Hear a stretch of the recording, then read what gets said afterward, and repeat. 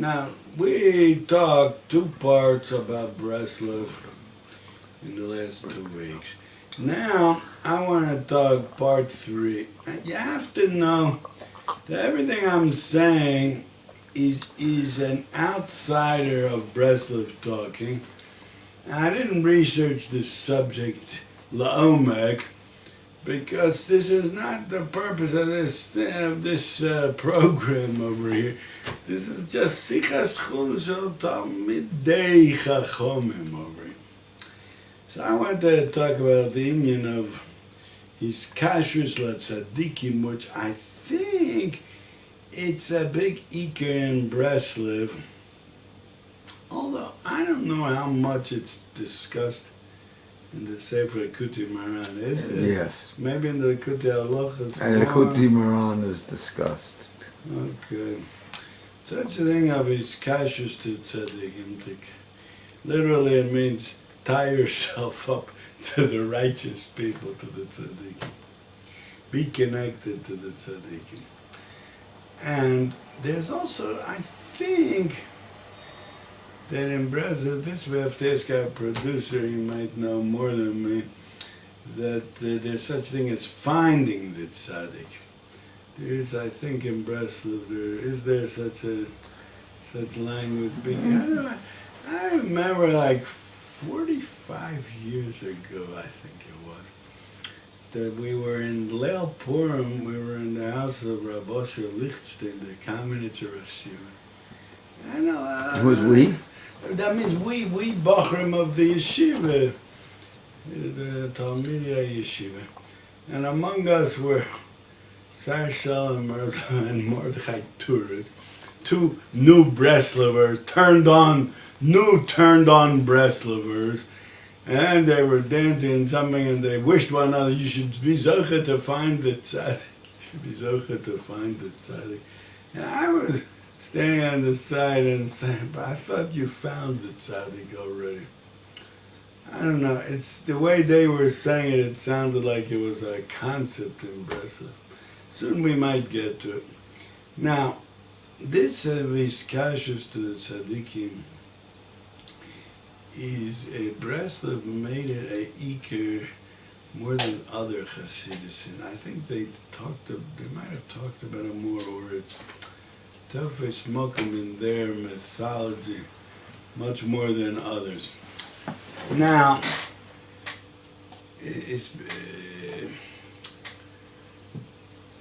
I don't think the idea itself is new. In fact, I forgot to bring the Chaim on Parshas Korach in the beginning, and maybe I'll go get it right now. So, okay.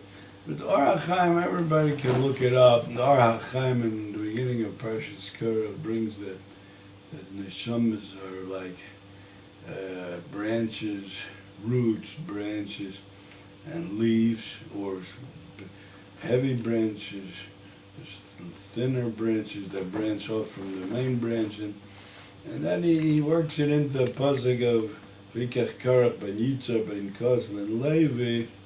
It doesn't say Ben Yaakov because he was cut off from he wasn't Yonik, his Koach from Yaakov Avinu. He sort of cut himself off. I think that's what he says to Arachai.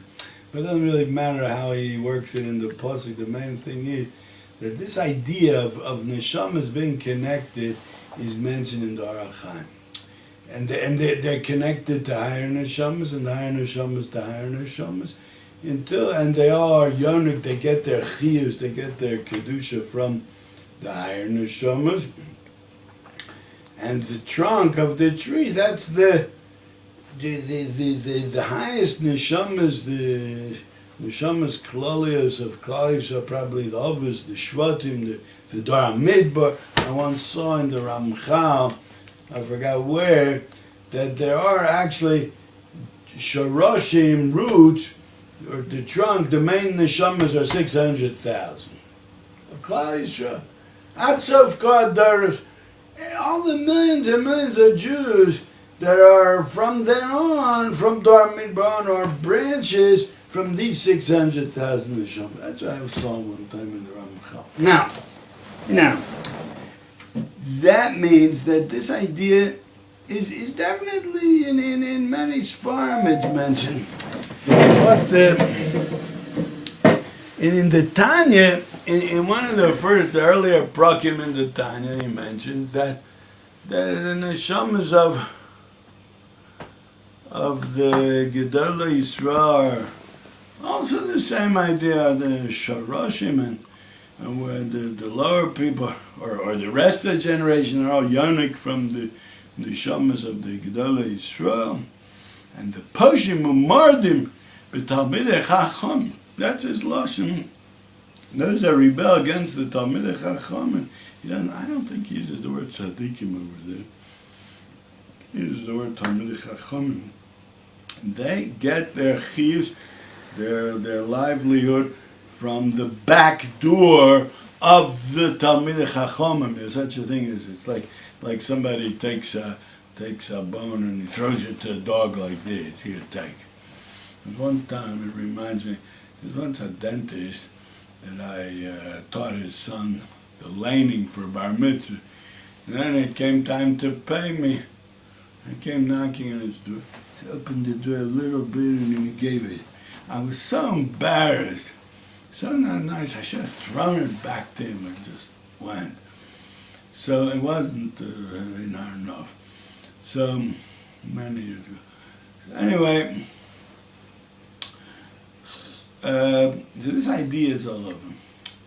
Now, this is something that it happens by itself. But the Tanya brings this idea, Kaftav. That's what I said. Mibchinas HaChorayim. It's in the beginning, one of the earlier prakim of the Tanya. Right. The Poshim and Mardim, they get their chiyus from B'chinas HaChorayim. So I'm saying like this. The idea itself is in many Sfarim, it's the same thing they say, Moshe Shaper K'amres, they in the Gemara mentioned a few places. The Moshe Rabbeinu, the Gdolei Ador, the Manigi Ador, they have nitzotzes in the Shalom of Moshe Rabbeinu and everybody. And it's known with the Pshat, Sheish Me'ezel Fragli, Omar Zeh, Sha'anochi Bekirbo, that Mamish all 600,000 Neshamas are included in Moshe Rabbeinu. Now, okay. Now, we believe that. So we know that that's how it is. Now, the question is, do you have to say it? Do you have to say it that it should happen? It happens by itself. Everybody's yonik their chiyus from the tzadik ador. It's not something you have to say, you have to make it happen. Especially, it's not mentioned in any place. It's not mentioned in any place that there's an avoda of his kashrus to tzadikim. What all these Right. No. Is there an avoda of the tzvas that he should remember, be aware the whole time that he's connected to the tzaddik? Is there such an avoda to remember it all the time? Just like there's sheish mitzvahs tamidios, that for every second to remember that you believe in Hashem. Is there such a thing to? It's like saying. Does somebody have to be aware that blood is flowing through his body from his heart to the rest of the body in order to live? It just happens by itself. The same thing is over here. Just like in the physical world, it's that way. In the spiritual world, it's also that way. That you get your chiyas from the tzadik ador. So what thing you have to be mekasher yourself to tzaddikim? Now, who says there is? I mean, as an avod, it's a belief. It's a yesod in Torah that there is such a thing, but that there's an avod like that. In Breslov, it seems they did make an avod out of it more than others. But I think that one of the yesodas of the Baal Shem Tov was this idea. Now, so let's analyze. Yeah. What does it say over here? The whole world was created to be a companion for the tzaddik, or maybe it means the Torah. Let's say it means the tzaddik. The world is a companion for the tzaddik. So does it say here the world should do something about it? Or does it say a fact The world is a companion for the tzaddik. So what do you ask? I don't understand your question. What do you see over there more than everything else that I quoted till now? How do you see over there more that there's an avoda of being connected, of being aware of it and making yourself connected? I don't see it. The Gemara is telling you a fact. I don't know what you're asking. So, going further. Now, but there was such an inyan of his kashus tzaddik. I think it's like this. There is a big problem in the world, which everybody knows about it. And the simple name of it is gaiva. How do you say that in English? Arrogance. Conceit. Conceit. Arrogance is probably a few more words. Now, gaiva has many different forms, many different levushim, many different shades. And there's some people, I always say, that there's two baligat. In general, we could break the categories of baligaiva into two. And I call it the balgaiva that sits in the mizrach and the balgaiva that sits in the ma'ariv. It's in the mizrach. He's a mutla. He made it. He knows how to say a shir every day. He has all the answers to all problems of Yiddishkeit. And he sits up front because he knows where he belongs. Then there's the balgaiva. I mean, in that itself, there are a few different categories. There's the ones that he sits there because he knows that's where his place is. And there's the one that he said, no, I don't want to sit there. But they told him, it's really your place up there. So he deep down in his heart, he said, yeah, they're right. So he goes up there. Then there's the balgaiva that sits in the back. He makes himself like he's a onav. He acts like onav. I'm nothing. I'm nobody. I'm a failure. I'm a this. I'm a that. And he sits in the back. But deep down he knows that he's the real one, because not only that he's a Talmud Chacham and he knows a lot, but he also doesn't sit in the Mishra. He's better than all those successful people. They have a big problem. They have a big handicap. They sit up front and they wear frocks and they're sure of themselves. But he doesn't have all these problems. He sits in the back and he gets bent over. And he doesn't say a shir in a yeshiva, and he doesn't talk with self-confidence. He says, maybe, it could be. He talks like that. So he's much better than all those guys. So he's the balgaiva of the ma'ariv side. They say, I once heard that the Chassam Sofer once came to a city, and they're all dancing, and they're giving him cover. They were dancing lechvodo. So he danced together with it. So he says, what's the Indian to Gaiva? No, it's not Gaiva. He's being mechabed the Torah that's in him. That means great people, they were able to separate themselves from what they have in them.